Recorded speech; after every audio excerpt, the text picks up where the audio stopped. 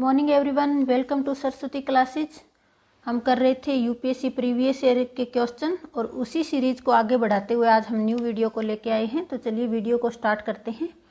हमारा first question है, सूची 1 को सूची 2 के साथ यानी सूची 1 में दिया गया है कि भारत की जो उपनिवेशीय सरकार के अधिनियम थे और सूची 2 में प्रावधान के साथ उसको सुमेलित करना है और सूचियों के नीचे दिए गए कूट का प्रयोग करते हुए सही उत्तर का चयन कीजिए। तो पहला है, भारत की उपनिवेशीय सरकार के अधिनियम में दिया गया है चार्टर एक्ट 1813, बी में दिया गया है रेगुलेटिंग एक्ट और सी में एक्ट ऑफ 1858 यानी 1858 का अधिनियम और डी में है पिट्स इंडिया एक्ट और दूसरी तरफ इनके प्रावधान दिए गए हैं। तो हमें बताना है कि कौन सा किसके साथ मैच करता है। तो चार्टर एक्ट 1800 अधिनियम में क्या प्रावधान थे? तो इसका चार्टर एक्ट का क्या आएगा? इसमें था भारत में कंपनी का व्यापार का एकाधिकार समाप्त कर दिया गया। इसमें क्या था कि चाय और चीन के साथ व्यापार को छोड़कर जो कंपनी के व्यापार का एकाधिकार था भारत में ईस्ट इंडिया कंपनी का, उस एकाधिकार को समाप्त कर दिया गया। दूसरा है रेगुलेटिंग एक्ट। तो पहले का ए का क्या आ जाएगा? 2। और रेगुलेटिंग एक्ट में क्या था? इसमें दिया गया था कि कंपनी के निदेशकों को कंपनी के प्रबंधन से संबंधित सभी पत्राचार और दस्तावेज जो है ब्रिटिश सरकार को प्रस्तुत करने को कहा गया। तो बी का 4 आ जाएगा। उसके बाद है एक्ट ऑफ 1858। 1857 की क्रांति के बाद में जो एक्ट लाया गया था 1858, उसमें क्या प्रावधान थे? इसमें बताया गया था कि शासन का जो अधिकार है ईस्ट इंडिया कंपनी से ब्रिटिश क्राउन को हस्तांतरित कर दिया गया है। तो 1858 एक्ट ऑफ 1858 का आ जाएगा ऑप्शन नंबर सी। और पिट्स इंडिया एक्ट, तो इसका होगा ऑप्शन नंबर 1 यानी भारत में ईस्ट इंडिया कंपनी के कार्यों को पूरी तरह विनियमित करने के लिए ब्रिटेन में एक बोर्ड ऑफ कंट्रोल की जो है स्थापित किया गया था। या फिर ऐसे भी पूछा जा सकता है कि बोर्ड ऑफ कंट्रोल की स्थापना कौन से एक्ट के द्वारा की गई थी? तो वो की गई थी पिट्स इंडिया एक्ट के द्वारा। चारों हमने अच्छे से देख लिए हैं। चार्टर एक्ट 1813 में जब है ईसाई धर्म के प्रचार के लिए मिशनरियों को अनुमति प्रदान की गई और भारत में जो है कंपनी का एकाधिकार, व्यापारिक एकाधिकार जो है समाप्त कर दिया गया। लेकिन चाय और चीन के साथ व्यापार पर एकाधिकार जो है कंपनी का बना रहा। और 1773 में जब रेगुलेटिंग एक्ट आया था, ये ईस्ट इंडिया कंपनी की गतिविधियों से संबंधित जो है पहला महत्वपूर्ण संसदीय कानून था। और इसका उद्देश्य क्या था? कंपनी की गतिविधियों को ब्रिटिश सरकार की निगरानी में लाना। उसके बाद 1858 का अधिनियम, यह ब्रिटेन की संसद द्वारा पारित किया गया था। और उस समय के जो ब्रिटेन के तत्कालीन प्रधानमंत्री थे ना, लॉर्ड जो पाल्मस्टन, तो उन्होंने क्या किया? भारत में मौजूदा व्यवस्था में गंभीर दोषों का हवाला देते हुए ईस्ट इंडिया कंपनी से भारतीय उपनिवेश का नियंत्रण जो है ब्रिटेन की जो राजशाही थी उनको हस्तांतरण कर दिया। उसके लिए एक विधेयक पेश किया था। उसके बाद आया था पिट्स इंडिया एक्ट, ये आया था 1784 में। और इसके तहत क्या किया गया? ब्रिटेन में बोर्ड ऑफ कंट्रोल की स्थापना की गई। इसके माध्यम से क्या होता था? इसके माध्यम से जो है ब्रिटिश सरकार भारत में कंपनी के जो नागरिक है, सैन्य और राजस्व संबंधी कार्यों पर पूर्ण नियंत्रण रखती थी ब्रिटिश सरकार। और इसके तहत ही जो है ब्रिटिश भारत पर मौजूदा ब्रिटिश सरकार और कंपनी यानी दोनों का जो शासन लागू हुआ, यानी प्रथम बार द्वैध शासन की स्थापना हुई। तो इस प्रकार इसका आंसर हो जाएगा option number A. Regulating act 1773-74 में आया था और पिट्स इंडिया 1773 में और पिट्स इंडिया एक्ट 1784 में। नेक्स्ट क्वेश्चन है, ब्रिटिश इंडिया के निम्नलिखित में से किस एक अधिनियम में सामूहिक कार्यचलन के स्थान पर विभाग या विभागीय पद्धति द्वारा वायसराय को कार्यकारी परिषद पर उनके प्राधिकार को और बल प्रदान किया गया? Indian council act 1861, government of India act 1858, Indian council act 1892 या इंडियन काउंसिल एक्ट 1909? तो इसका सही आंसर हो जाएगा ऑप्शन नंबर ए, यानी इंडियन काउंसिल एक्ट 1861। ये लाया गया था 1 अगस्त 1861 को, ब्रिटिश संसद के द्वारा पारित किया गया था इसको। तो 1857 की क्रांति के बाद जो है ब्रिटिश सरकार ने जब महसूस किया था ना कि भारतीयों का सहयोग जो है बहुत आवश्यक है, और इसी सहयोग की नीति के लिए यह कानून पारित हुआ था, और इसी के द्वारा जो है कानून बनाने की प्रक्रिया में भारतीय प्रतिनिधियों को शामिल करने की प्रक्रिया शुरू हुई थी। तो इसका सही आंसर ऑप्शन नंबर ए हो जाएगा। भारतीय परिषद अधिनियम 1861 के द्वारा जो है विभागीय प्रणाली को आरंभ किया गया तथा भारत सरकार की मंत्रिमंडलीय प्रणाली की नींव रखी गई। नेक्स्ट क्वेश्चन है, भारत में उपनिवेशी काल में हिटली आयोग का उद्देश्य था। हिटली आयोग का क्या उद्देश्य था कि और आगे राजनीतिक सुधारों के लिए भारत की क्षमता का पुनर्निरीक्षण करना, श्रमिकों की मौजूदा परिस्थितियों पर प्रतिवेदन कर सिफारिशें प्रस्तुत करना, भारत में वित्तीय सुधारों के लिए योजना को तैयार करना, भारत में प्रशासनिक सेवाओं के लिए विस्तृत पद्धति विकसित करना। तो हिटली आयोग का उद्देश्य क्या था? इसका सही आंसर होगा ऑप्शन नंबर बी, यानी श्रमिकों की जो मौजूदा परिस्थितियों पर प्रतिवेदन कर सिफारिशें प्रस्तुत करना। 1929 में लाया गया था हिटली आयोग, और किसकी अध्यक्षता में? जे.एच. हिटली की अध्यक्षता में हुआ था, इसीलिए इसका नाम हिटली आयोग पड़ा था।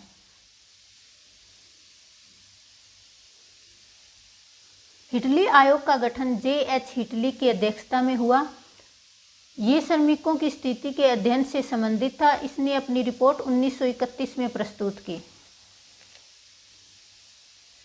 नेक्स्ट क्वेश्चन है, भारत में यूरोपीय शक्तियों के प्रवेश के संदर्भ में निम्न में से कौन सा कथन सही नहीं है?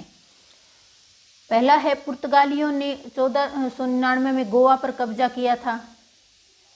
तो ये सही नहीं है, क्योंकि पुर्तगाली भारत में सबसे पहले कौन आया था? Vasco D gamma. और कब आया था? 1498 में आया। उसके बाद वो वापस चला गया और फिर से दोबारा आया। 1498 में तो आया ही था, तो पुर्तगालियों ने 1499 पे गोवा पे कब्जा किया, ये गलत है। तो यही इसका सही आंसर हो जाएगा। बाकी तीनों स्टेटमेंट जो दिए गए हैं वो सही है। अंग्रेजों ने अपना पहला कारखाना दक्षिणी भारत में मछलीपट्टनम में लगाया, ठीक है। पूर्वी भारत में अंग्रेजी कंपनी ने 1633 में उड़ीसा में पहला कारखाना लगाया, ये भी सही है। डुप्ले के नेतृत्व में फ्रांसीसियों ने 1746 में मद्रास पर कब्जा किया, ये भी सही है। पुर्तगालियों ने 1510 में गोवा को बीजापुर के शासक से छीनकर अपने कब्जे में किया था। तो इस प्रकार ऑप्शन नंबर ए इसका सही आंसर हो जाएगा। नेक्स्ट क्वेश्चन है, भारत में फ्रांसीसियों ने अपना सबसे पहला कारखाना निम्न स्थानों में से कहाँ लगाया? सूरत में, पुलिकट में, कोचीन में या कासिम बाजार में? तो पुर्तगालियों ने कहाँ पे लगाया था ये हमें बताना, फ्रांसीसियों ने कहाँ पे लगाया था? तो ये लगाया था सूरत में। कब हुई थी फ्रांसीसी कंपनी की स्थापना? 1664 ईस्वी में। किसके द्वारा की गई थी? कोलबर्ट के द्वारा। लिख देती हूं मैं यहाँ पे, कोलबर्ट के द्वारा। और स्थापना 1664 में हुई थी, लेकिन सूरत में कारखाना लगाया था 1668 में। फ्रांसीसी कंपनी की स्थापना 1664 में कोलबर्ट द्वारा की गई थी। भारत में प्रथम फ्रांसीसी कारखाना 1668 में सूरत में स्थापित किया गया था। नेक्स्ट क्वेश्चन है, 1854 की वुड विज्ञप्ति या वुड डिस्पैच जिसे हम कहते हैं में अभिव्यक्त शिक्षा का लक्ष्य था। पहला है देशी भारतीयों के लिए रोजगार के अवसर उत्पन्न करना। ऑप्शन बी है भारत में पाश्चात्य संस्कृति का प्रचार करना। ऑप्शन सी है अंग्रेजी भाषा के माध्यम का प्रयोग कर लोगों में साक्षरता को बढ़ावा देना। या ऑप्शन डी है परंपरागत भारतीय शिक्षा में वैज्ञानिक अनुसंधान तथा तर्क बुद्धिवाद का प्रवेश करना। तो इसका सही आंसर हो जाएगा option number B.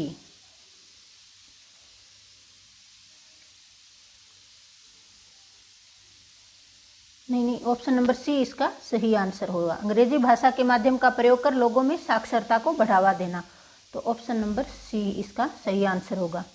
Option number C कर लीजिए आप यहाँ पे। वुड डिस्पैच को 1854 में वो जो लाया गया, भारत में अंग्रेजी शिक्षा की मैग्ना कार्टा के रूप में जाना जाता है। भारत में उस शिक्षा को अंग्रेजी भाषा में दिए जाने पर जोर दिया गया।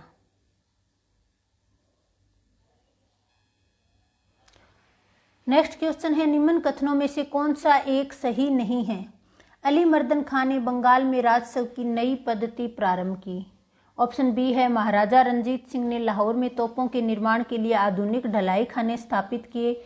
ऑप्शन सी है, अम्बेर में सवाई जय सिंह ने यूक्लिड के रेखागणित के तत्वों का संस्कृत में अनुवाद करवाया। या ऑप्शन डी है, मैसूर में टीपू सुल्तान ने श्रृंगेरी मंदिर में देवी शारदा की मूर्ति के निर्माण के लिए धन दिया। तो हमें बताना है कि उपयुक्त में से कौन सा सही नहीं है। तो पहला अगर हम बात करें कि अली मर्दन खान ने बंगाल में राजस्व की नई पद्धति प्रारंभ की, तो ये गलत है, क्योंकि बंगाल में राजस्व की नई पद्धति किसने प्रारंभ की थी? फर्रुखसियर ने। तो ये गलत है, यानी हमें गलत ही बताना है, तो इसका ऑप्शन नंबर ए इसका आंसर हो जाएगा। बंगाल में राजस्व की नई पद्धति फर्रुखसियर ने प्रारंभ की थी। नेक्स्ट क्वेश्चन है, चार्टर एक्ट 1833 में निम्न प्रावधानों में से कौन सा एक जो है नहीं था? पहला है, ईस्ट इंडिया कंपनी की व्यापारिक गतिविधियों पर नियंत्रण। काउंसिल में प्रमुख सत्ताधिकारी के पदनाम को भारत के गवर्नर जनरल के पदनाम में बदलना। काउंसिल आएगा यहाँ पे, काउंसिल के गवर्नर जनरल को विधिकर्ता की सभी शक्तियां प्रदान करना। या फिर ऑप्शन डी, गवर्नर जनरल की काउंसिल में विधि सदस्य के रूप में एक भारतीय की नियुक्ति। हमें बताना है कि कौन सा एक इसमें से नहीं था। तो इसका सही आंसर हो जाएगा ऑप्शन नंबर डी। सदस्य की नियुक्ति का जो प्रावधान था वो, परंतु भारतीय की नियुक्ति का प्रावधान नहीं था। इसमें दिया गया है सदस्य के रूप में एक भारतीय की नियुक्ति का प्रावधान।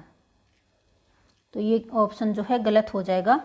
1833 का जो चार्टर एक्ट था, जो ग्रेट ब्रिटेन में था, ग्रेट ब्रिटेन में औद्योगिक क्रांति के कारण हुई महत्वपूर्ण परिवर्तनों की पृष्ठभूमि में आया था और इसे सेंट हेलेना अधिनियम के नाम से भी जाना जाता है, क्योंकि इसके क्या हुआ था कि सेंट हेलेना द्वीप पर जो है नियंत्रण जो कंपनी का था वो अब क्राउन को दे दिया गया। जो ब्रिटिश क्राउन थी उनके हाथ में चला गया। 1833 के चार्टर एक्ट में एक विधि सदस्य की नियुक्ति का प्रावधान था, परंतु भारतीय का नहीं। जबकि क्वेश्चन में क्या दिया है कि एक भारतीय सदस्य की नियुक्ति का प्रावधान था। इस पद पर लॉर्ड मैकाले प्रथम विधि सदस्य के रूप में नियुक्त किए गए। भारत में उपनिवेशी शासन के संदर्भ में 1833 में इल्बर्ट बिल का उद्देश्य था। ऑप्शन ए है, जहां तक अदालतों की दांडिक अधिकारिता का संबंध था, भारतीय तथा यूरोपीय लोगों को बराबरी पर लाना।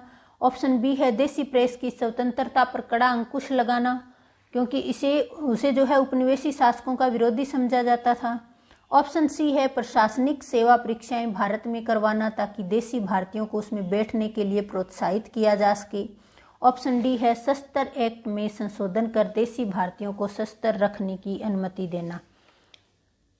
तो हमें बताना है कि इसमें से कौन सा जो है इल्बर्ट बिल का उद्देश्य था,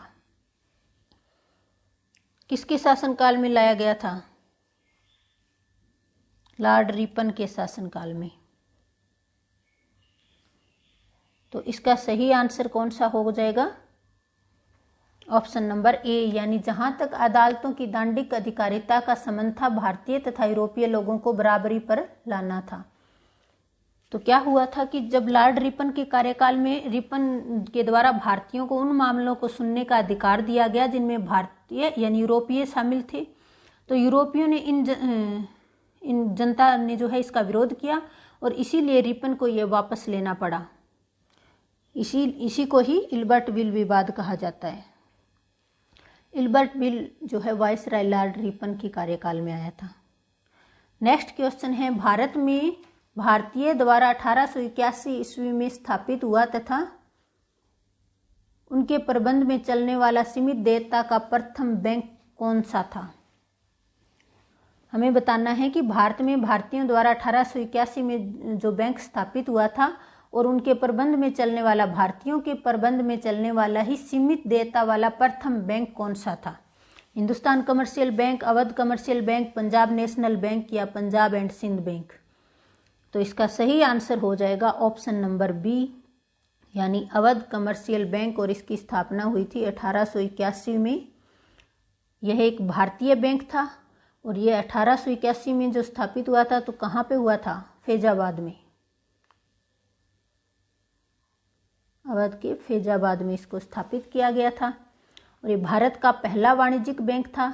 यह एक छोटा बैंक था जिसकी कोई और शाखा नहीं थी, जो केवल स्थानीय ज़रूरतों को पूरा करता था। भारतीय द्वारा 1881 में स्थापित सीमित देयता का प्रथम बैंक अवध कमर्शियल बैंक था। नेक्स्ट क्वेश्चन है, निम्नलिखित में से कौन से युग्म सही सुमेलित हैं? सूची 1 में दिया गया है अवधि और सूची 2 में युद्ध दिया गया है। प्रथम आंग्ल मराठा युद्ध कब से कब तक हुआ था? तृतीय आंग्ल मैसूर युद्ध, प्रथम आंग्ल वर्मा युद्ध या द्वितीय आंग्ल सिख युद्ध? तो हमें बताना है कि कौन कौन सा इसमें से सही है।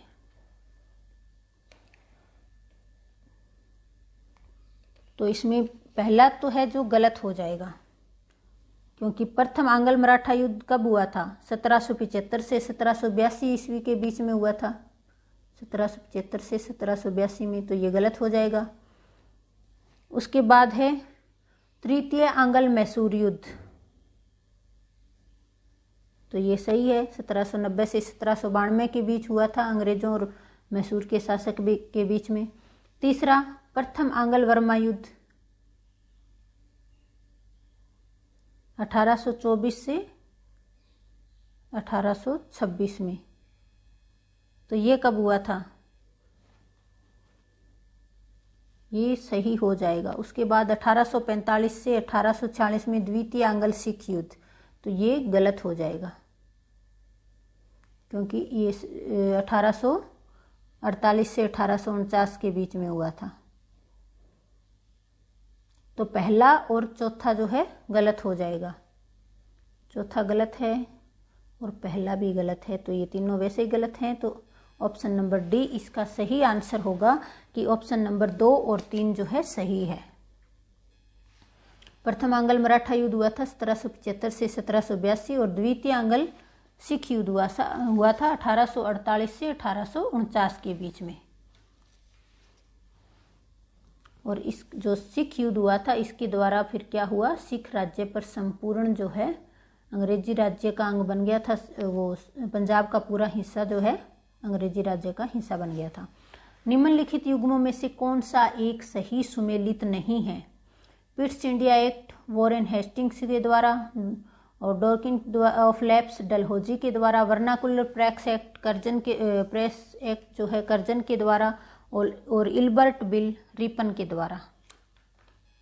तो हमें बताना है कि इसमें से कौन सा जो है सही सुमेलित नहीं है। Pitt's India Act Warren Hastings के समय में ये सही है। जो लैप्स की नीति थी वो डलहौजी के द्वारा अपनाई गई थी, जिसके द्वारा बहुत से राज्यों को हड़प लिया गया था। वर्नाकुलर प्रेस एक्ट ये आया था लॉर्ड लिटन के शासनकाल में, तो ये सुमेलित नहीं है। इल्बर्ट बिल जो अभी हमने देखा रिपन के शासनकाल में, ये भी सही है। तो इसका आंसर हो जाएगा ऑप्शन नंबर सी, यानी वर्नाकुलर प्रेस एक्ट जो है कब आया था? 1878 ईस्वी में और लॉर्ड लिटन के शासनकाल में आया था। वर्नाक्यूलर प्रेस एक्ट जो है लॉर्ड रिपन ने 1878 में पारित किया, जिसे रिपन ने 1882 में रद्द कर दिया था। भारत में ब्रिटिश साम्राज्य के दौरान निम्नलिखित वायसरायों पर विचार कीजिए। Lord Curzon, Lord Chelmsford, Lord Hardinge या लॉर्ड इरविन? तो हमें बताना है कि उपरोक्त की पदावधियों का सही कालानुक्रम क्या है। तो लॉर्ड कर्जन ये रहे थे 1899 ईस्वी से 1905, और लॉर्ड कर्जन के समय ही क्या हुआ था? बंगाल विभाजन हुआ था। और लॉर्ड चैम्सफोर्ड ये रहे थे 1916 से 1921 के बीच में। और उसके बाद है लॉर्ड हॉर्डिंग। ये कब से कब तक थे? 1910 से 1916 में, जब महात्मा गांधी दक्षिण अफ्रीका से भारत लौटे थे 1915 में, उस समय लॉर्ड हॉर्डिंग ही यहाँ पे गवर्नर जनरल थे। उसके बाद है लॉर्ड इरविन, 1926 में ये आए थे और 1931 से रहे थे, 31 तक रहे थे। और आपने सुना भी होगा कि गांधी इरविन समझौता हुआ था, तो लॉर्ड इरविन थे 1926 से 1931। तो सबसे पहले कौन आया था? सबसे पहले आएंगे लॉर्ड कर्जन। तो पहले 1 नंबर पे लॉर्ड कर्जन, तो इसका आंसर भी यही हो जाएगा, ऑप्शन नंबर ए। उसके बाद लॉर्ड हॉर्डिंग और उसके बाद में लॉर्ड चेम्सफोर्ड और अंत में लॉर्ड इरविन। लॉर्ड कर्जन 1899 से 1905, लॉर्ड चेम्सफोर्ड 1916 से 1921, लॉर्ड हॉर्डिंग 1910 से 1916 और लॉर्ड इरविन 1926 से 1931। नेक्स्ट है भारत में ब्रिटिश शासन की निम्नलिखित देशी रियासतों के बारे में विचार करें। झांसी, संबलपुर और सतारा का दिया गया है कि सही कालानुक्रम जिसमें वे अंग्रेजों द्वारा कब्जा कर लिए गए थे। तो कौन कौन को कब कब किया गया था और हड़प नीति के द्वारा? तो झांसी को कब किया गया था? झांसी को किया गया था 1854 में। उसके बाद है संबलपुर, इसको 1849 में और सतारा को 1848 में। तो सबसे पहले किया गया था सतारा को, यानी ऑप्शन नंबर सी यानी 3 का पहले आएगा, उसके बाद 3, 2 और 1। तो इस प्रकार इसका सही आंसर हो जाएगा ऑप्शन नंबर सी। अंग्रेजों द्वारा कब्जा कर लिए गए देशी रियासतों का कालानुक्रम जो है इस प्रकार है, जिन्हें हड़प नीति द्वारा लॉर्ड डलहौजी द्वारा हड़प लिया गया। झांसी को 1854 में, संबलपुर को 1849 में और सतारा को 1848 में। नेक्स्ट क्वेश्चन है, निम्नलिखित कथनों पर विचार कीजिए। पहला है कि पानीपत के तृतीय युद्ध में अहमद शाह अब्दाली ने इब्राहिम लोदी को पराजित किया। तो ये तो गलत हो जाएगा, क्योंकि इब्राहिम लोदी को किसने पराजित किया था? बाबर ने। तो पहला गलत है। दूसरा है, तृतीय आंग्ल मैसूर युद्ध में टीपू सुल्तान की मृत्यु हो गई। तो टीपू सुल्तान की मृत्यु हुई थी चौथे आंग्ल मैसूर युद्ध में, ये भी गलत हो जाएगा। प्लासी के युद्ध में नवाब सिराजुद्दौला की पराजय के लिए मीर जाफर ने अंग्रेजों से मिलकर षड्यंत्र रचा। तो ये एकदम सही है। तो इसका सही आंसर हो जाएगा ऑप्शन नंबर बी, यानी केवल 3 जो है सही है। पानीपत का तृतीय युद्ध 1761 में अहमद शाह अब्दाली ने मराठों को हराया था, जबकि इब्राहिम लोदी कौन से युद्ध में था? प्रथम युद्ध में, जिसे बाबर ने हराया था। और तृतीय युद्ध हुआ था 1761 में अहमद शाह अब्दाली और मराठों के बीच में, जिसमें मराठों की हार हुई थी। और जो टीपू सुल्तान मारा गया था वो चतुर्थ आंग्ल मैसूर युद्ध जो 1799 में हुआ था। नेक्स्ट क्वेश्चन है, कुंवर सिंह 1857 ईस्वी में विद्रोह के प्रमुख नायक थे, वह निम्नलिखित में किससे संबंध थे? बिहार से, मध्य प्रदेश से, राजस्थान से या उत्तर प्रदेश से? तो कुंवर सिंह जो है बिहार के भोजपुर जिले से गांव जगदीशपुर के निवासी थे ये। तो बिहार इसका सही आंसर हो जाएगा option number A. Kunwar Singh Bihar के भोजपुर जिले के गांव जगदीशपुर के निवासी थे। नेक्स्ट क्वेश्चन है, निम्नलिखित में से कौन सा एक क्षेत्र 1857 ईस्वी के विद्रोह से प्रभावित नहीं था? झांसी, चित्तौड़, जगदीशपुर, लखनऊ। तो झांसी तो थी, क्योंकि रानी लक्ष्मी वहीं जो है वहाँ से 1857 की क्रांति में हिस्सा ले रही थी। जगदीशपुर से अभी हमने देखा था कुंवर सिंह, और लखनऊ से बेगम हजरत महल। लेकिन चित्तौड़ जो है इसका आंसर हो जाएगा, क्योंकि चित्तौड़ इससे प्रभावित नहीं हुआ था 1857 की क्रांति से, राजस्थान का चित्तौड़ जिला। झांसी से रानी लक्ष्मीबाई, लखनऊ बेगम हजरत महल और जगदीशपुर, बिहार के जगदीशपुर से कुंवर सिंह ने 1857 की क्रांति का नेतृत्व किया था। नेक्स्ट क्वेश्चन है, निम्नलिखित कथनों पर विचार कीजिए। पहला है, ईश्वर चंद्र विद्यासागर ने महिलाओं की शिक्षा को प्रोत्साहित करने के प्रमुख उद्देश्य से कलकत्ता में बेथुन स्कूल स्थापित किया। दूसरा है, बंकिम चंद्र चट्टोपाध्याय कलकत्ता विश्वविद्यालय के प्रथम स्नातक थे। तीसरा है केशव चंद्र सेन की सती प्रथा के विरुद्ध अभियान के फलस्वरूप तत्कालीन गवर्नर जनरल ने सती प्रथा पर प्रतिबंध के लिए कानून बनाया। तीसरा तो वैसे ही गलत है, क्योंकि सती प्रथा को बंद करने के लिए किसने कदम उठाए थे? राजा राम मोहन राय ने। पहला ईश्वर चंद्र विद्यासागर ने महिलाओं की शिक्षा को प्रोत्साहित करने के प्रमुख उद्देश्य से कलकत्ता में बेथुन स्कूल स्थापित किया, ये सही हो जाएगा। और दूसरा भी इसमें सही है कि बंकिम चंद्र चट्टोपाध्याय कलकत्ता विश्वविद्यालय के प्रथम स्नातक थे। तो तीसरा गलत है और पहला और दूसरा सही है, यानी ऑप्शन नंबर बी इसका सही आंसर हो जाएगा। राजा राम मोहन राय ने सती प्रथा पर रोक लगाने के लिए 1829 में रोक लगाई गई थी, और कौन से गवर्नर के सहयोग से? विलियम बेंटिक से। अब इसका एक्सप्लेनेशन देख लेते हैं। सती प्रथा के विरुद्ध अभियान राजा राम मोहन राय ने चलाया, जिससे 1829 में विलियम बेंटिक ने सती प्रथा पर प्रतिबंध लगा दिया। बंकिम चंद्र चट्टोपाध्याय तथा गठनाथ बोस 1858 में कलकत्ता विश्वविद्यालय से प्रथम स्नातक थे। बंकिम चंद्र चट्टोपाध्याय के साथ और किसने किया था? गठनाथ बोस ने 1858 में जो है कलकत्ता विश्वविद्यालय से स्नातक की डिग्री प्राप्त की थी। J.E.D. बेथुन ने 1849 में कलकत्ता में बेथुन स्कूल स्थापित किया। ईश्वर चंद्र विद्यासागर भी इससे संबंधित थे। नेक्स्ट क्वेश्चन है, निम्नलिखित में से किसने वर्नाकुलर प्रेस एक्ट निरस्त किया?